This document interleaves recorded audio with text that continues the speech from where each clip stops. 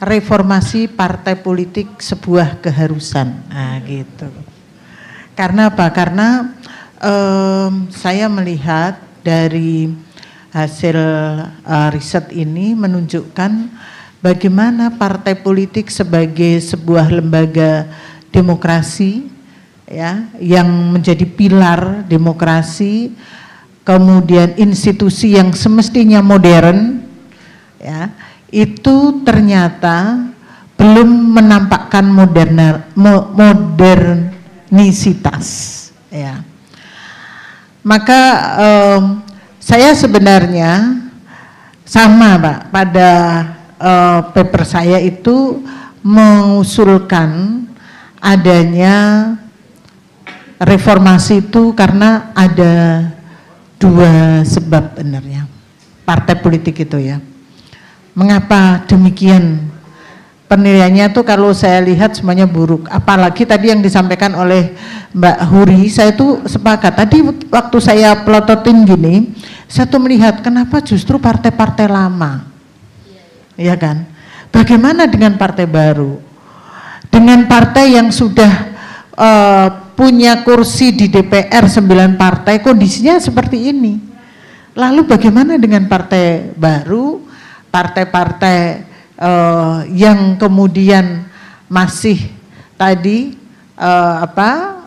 institusi atau kelembagaan politiknya masih dipertanyakan karena tidak punya proses rekrutmen yang jelas, kaderisasi yang jelas, hingga ada sekonyong-konyong tiba-tiba ketua umum, ya kan, muncul. Nah, ini kan persoalan kita.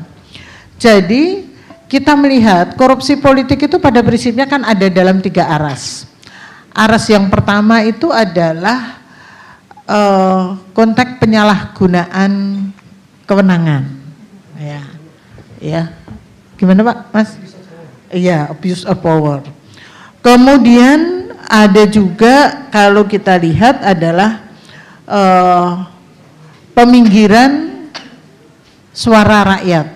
Nah, aras kedua. Aras ketiga ini adalah perselingkuhan, nah, antara, ya kan, antara negara dengan bisnis. Nah, ini yang kita kenal sebagai politik kartel itu.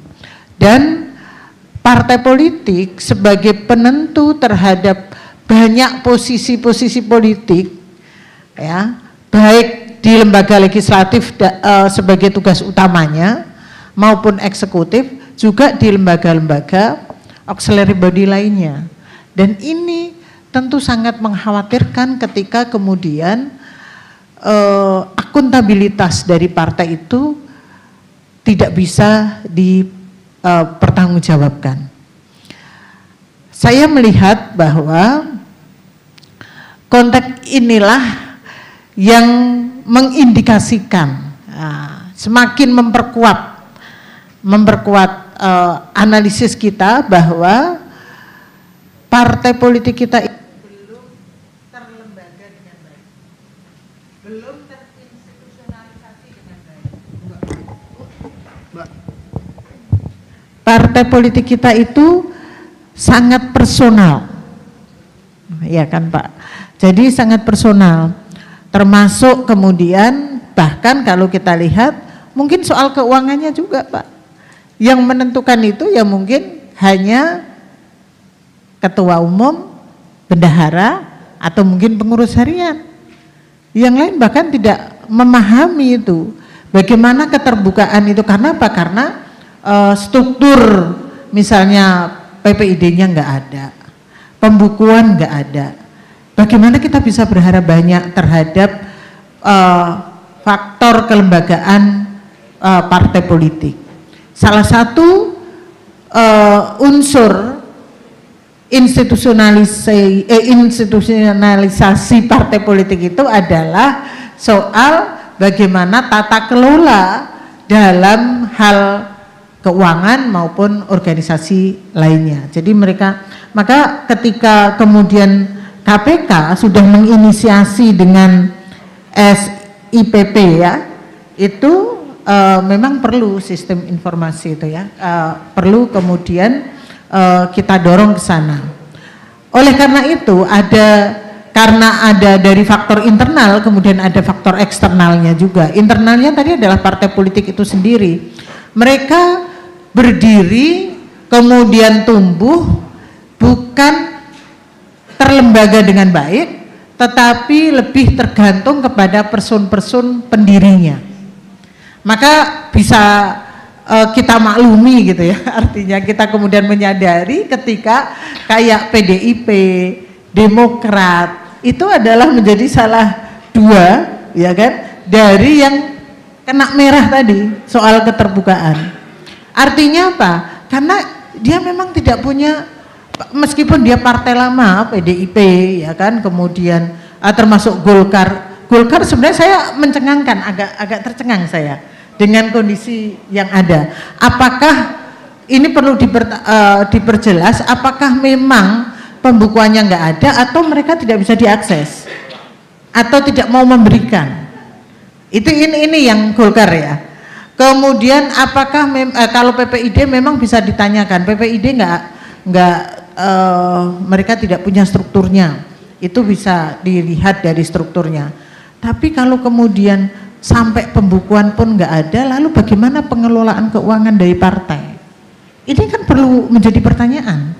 Nah, tadi maka faktor eksternalnya itu adalah bagaimana undang-undang itu mengatur, termasuk di dalamnya tidak hanya sekedar undang-undang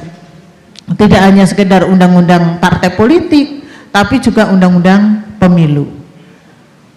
Kalau Pak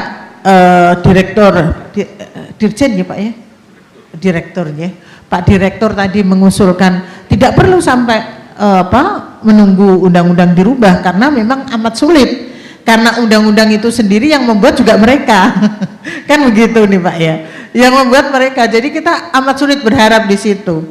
Memang kemudian bisa saja misalnya pemerintah yang punya komitmen terhadap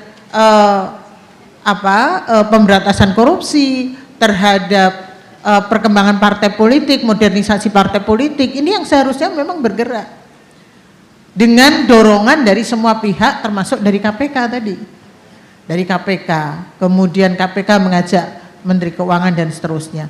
Karena saya melihat tidak hanya undang-undang Pak, tidak hanya undang-undang partai politik Pak, kemudian tapi ada undang-undang pemilu dan ada juga undang-undang MD3 ya. Undang-undang MD3 itu juga perlu mendapatkan perhatian, perubahan supaya bagaimana mereka kemudian bisa dilakukan proses perubahan terhadap sehingga mendorong partai politik. Nah, kalau dalam undang-undang pemilu mana yang dirubah? Proses menjadi peserta pemilu harus menjadi prasyarat tadi yang Bapak sampaikan, ada 5 SIPP tadi, itu semestinya menjadi salah satu prasyarat juga.